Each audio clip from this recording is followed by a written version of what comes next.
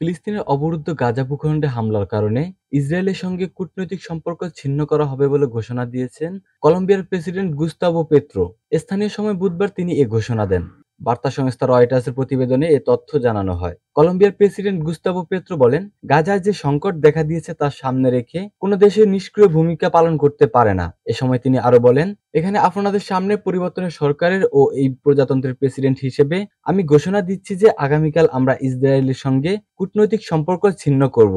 এ সময় ইসরায়েলের সঙ্গে সম্পর্ক ছেদের কারণ উল্লেখ করতে গিয়ে গুস্তাভো পেত্রো বলেন, ইসরায়েলের এমন একটি সরকার আছে, এমন একজন প্রেসিডেন্ট আছেন যারা গণহত্যা প্রবণ।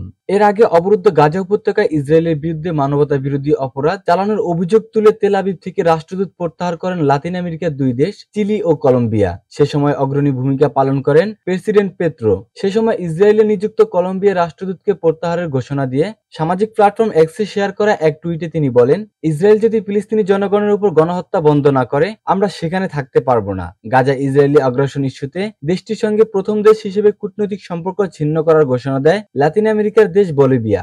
দেশটির উপপররাষ্ট্রমন্ত্রী ফ্রেডি মামনি এক সংবাদ সম্মেলনে বলেন, বলিভিয়া গাজা উপত্যকায় সংগঠিত আক্রমণাত্মক ও অগ্রহণযোগ্য ইসরায়েলি সামরিক আক্রমণ নিন্দাভরে প্রত্যাখ্যান করছে এবং ইসরায়েলি রাষ্ট্রের সঙ্গে কূটনৈতিক সম্পর্ক ছিন্ন করার সিদ্ধান্ত নিয়েছে।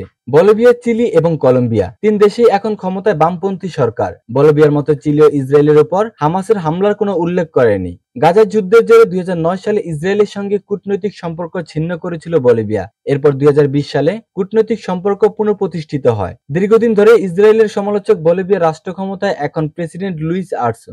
গত সোমবার বলিভিয়ায় ফিলিস্তিনি রাষ্ট্রদূত মাহমুদ ইলাল ওয়ানির সঙ্গে বৈঠকের পর ফিলিস্তিনি জনগণের সঙ্গে সংহতি প্রকাশ করেন আর্সো।